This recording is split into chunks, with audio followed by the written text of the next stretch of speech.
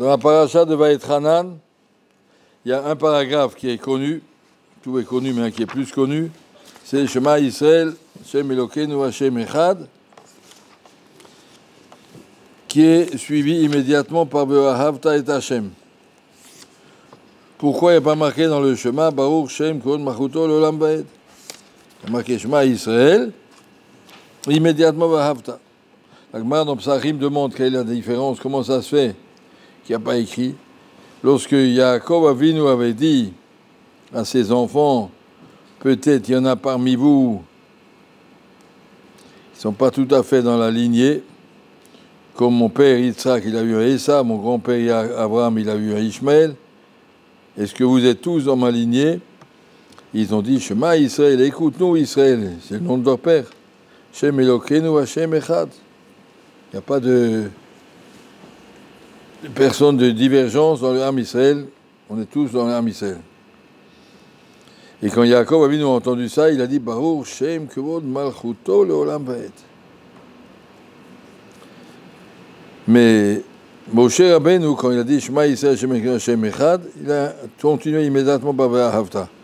La Gemara nous raconte un machal, tzika, etc., des choses compliquées. On sait qu'on dit, pourquoi on dit, finalement nous on le dit à voix basse. On n'ose pas le dire à voix haute, puisque Moshe ne l'a pas dit, on n'ose pas le sauter, puisque Yaakov Avinu l'a dit. Alors on le dit à voix basse, sauf à Yom Kippour. Qu'est-ce qu'on veut avec ça? Donner l'explication du Hamek Davar, du Netziv. C'est quoi cette phrase qu'on doit répéter 2 fois par jour? Hashem Elokeinu Hashem Echad. Pourquoi marquer 2 fois Hashem dans cette phrase? Chaque fois qu'on dit le Shema, il faut attention d'avoir la kavana complète. Mishnah Berurah insiste, pas être massière date du début de la phrase à la fin de la phrase, pas penser au milieu à autre chose. Il faut que la phrase elle soit une suite, sans absaka dans ta tête. Hashem Elokeinu Hashem Echad. C'est quoi? Hashem Elokeinu, c'est quoi Hashem Echad? Ça veut dire quoi? On va expliquer tout ça maintenant. La Midah Elohim veut dire qu'il y a une anaga de Mishpat, qu'Akadosh Baruch Hu gère le monde d'après les lois qu'on appelle les lois de la nature. Quelqu'un qui mange trop, il a mal au ventre. Et quelqu'un qui ne dort pas assez, il est fatigué. Il y a des lois de la nature qu'Akadosh Baruch Hu a fixées. Il n'y a pas demandé de les contourner. Ça fait partie de la bria d'Akadosh Baruch Hu. En été, il fait chaud. En hiver, il fait froid. Comme ça, Akadosh Baruch Hu a fait. Et dans ces lois de la nature, tu dois te gérer. Et un homme doit être ma'amin, Hashem Elokeinu, que toutes ces lois sont dans les mains d'Hashem. C'est pas que Akadosh Baruch Hu a mis en place une machine qui tourne tout seul, que le soleil se lève et que l'herbe elle pousse et que la digestion se fasse. Non, Akadosh Baruch Hu, c'est lui-même qui fait tourner toutes ces choses-là d'après ces lois de la nature qu'il a fixées, mais c'est Hachem qui est derrière. Il n'y a rien qui se fait tout seul, rien qui se fait parce que la loi est là. Je jette un truc en l'air, il va retomber par terre à la vitesse de 9,80 mètres par seconde au carré. Vous vous rappelez encore un truc comme ça? Et qui c'est qui fait ça? C'est pas M. Newton qui fait tomber le stylo. M. Newton, il est mort. C'est Akadosh Baruch Hu qui fait, on va dire, le mot Teva, à Elohim, c'est Gematria Teva. Akadosh Baruch Hu est là, et Teva veut dire c'est caché. Tové, à quelqu'un se noie, on dit se cache, Akadosh Baruch Hu se cache derrière les lois de la nature, et nous on ne doit pas être idiots, le stylo il n'a aucune raison de tomber. On peut tous aussi bien monter ou s'en sur le côté, ou rester en l'air. Pourquoi il va tomber? C'est Akadosh Baruch Hu a dit. M. Newton a remarqué qu'Akadosh Baruch Hu le fait toujours avec la même vitesse, la même accélération, mais c'est que constater ce qu'Hachem a fait. La nature dans les mains d'Akadosh Baruch Hu, ça ne veut pas dire qu'Akadosh Baruch Hu s'est retiré, il a laissé la nature tourner tout seul, Khalila. J'ai déjà raconté que le Malbim était en vacances dans un hôtel en Autriche, et il s'est levé un matin très tôt pour voir le lever du soleil. Sur les Alpes, c'était magnifique. Il y avait là-bas, dans l'hôtel, un curé qui lui a demandé, Monsieur Ramin, pourquoi vous levez si tôt? Il a dit, je veux voir la grandeur du Créateur. On voit le lever du soleil, la force du Créateur qui est là pour faire lever le soleil, etc. C'est impressionnant, on voit la grandeur d'Hachem. Quand tu vois les montagnes, tu vois le soleil, c'est impressionnant, ça te fait la Yirat Shamayim. Et son interlocuteur a dit, ben vous avez raison, c'est vrai. Le lendemain matin, donc le curé se lève pour le Netz, pour aller voir lui aussi le lever du soleil sur les montagnes, il trouve le Malbim là-bas. Il dit, mais monsieur Rabin, vous l'avez déjà vu hier? Et hier, j'ai vu qu'Hachem voulait lever le soleil hier, aujourd'hui, je veux voir s'il veut le lever aujourd'hui. C'est pas de raison parce que c'est marqué dans le calendrier 5h52 qui a le net, ça que je pourrais oublier de suivre le calendrier. Chaque jour, Hachem il fait. Ça, c'est la traduction Hachem Elokeinu.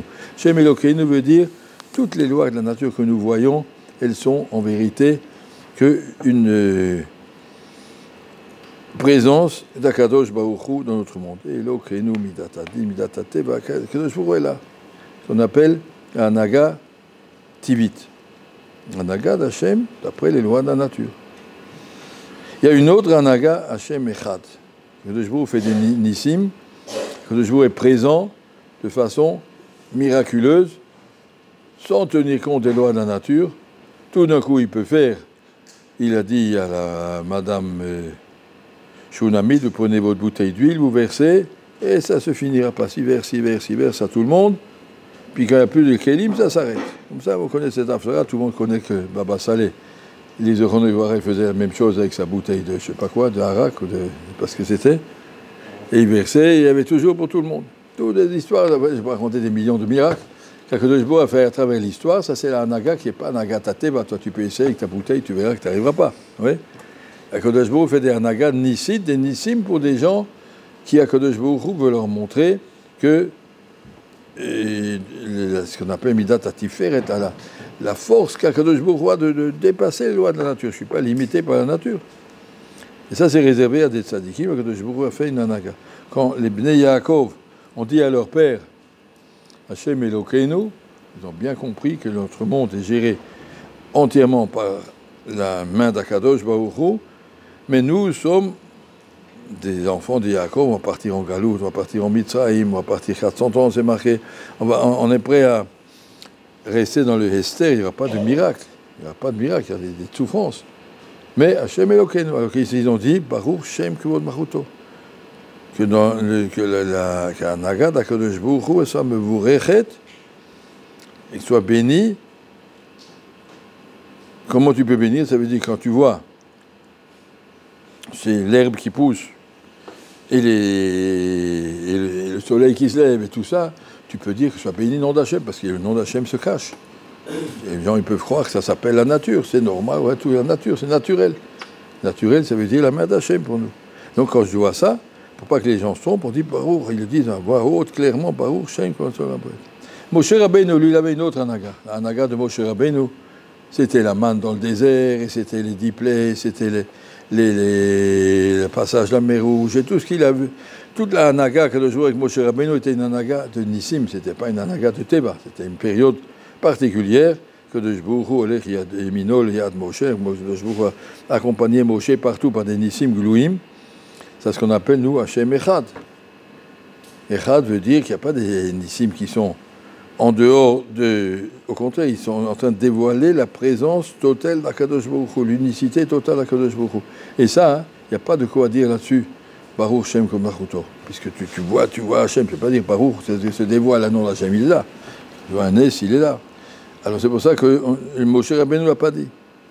Alors le Netziv, on est un petit peu, nous, entre les deux. D'un côté, on vit avec le monde du Teva, on ne peut pas dire le contraire. Et donc on doit apprendre à dire Baruch Shem, et de l'autre côté, on a été tellement éduqués par tous les nissim qu'on a vus à travers l'histoire. Chacun d'entre nous a déjà entendu des histoires, plein d'histoires, rien que sur Rabbi Chaim Kanievski ou sur Chazon Ish ou sur le Harizal qu'on a dit, plein d'histoires qui sont miraculeuses, qui nous permettent de savoir que notre émet, on peut l'appuyer aussi sur la présence miraculeuse de notre Hachem Elokeinu, Hachem Echad. Et c'est pour ça que nous, on le dit à voix basse, comme ça qu'explique le Netziv.